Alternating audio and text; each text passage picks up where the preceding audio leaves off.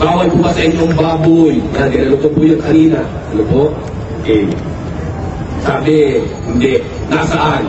Ang pinikap pa naman na talata, yung mga gawajis, talatang 9, na yun daw ang patotoo, na yun ay pwede nang kainin ng baboy na binanggit nga naman yung katangahan.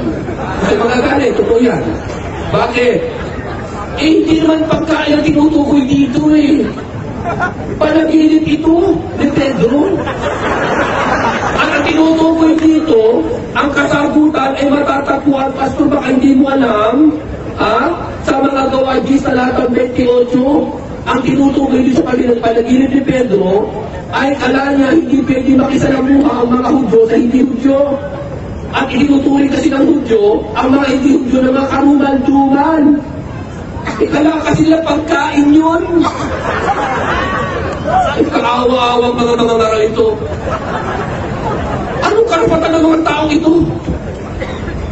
Kawawa, pakito mga bulag na tao, nakakain pa yung mga bulag. Nasa po, kabagaba.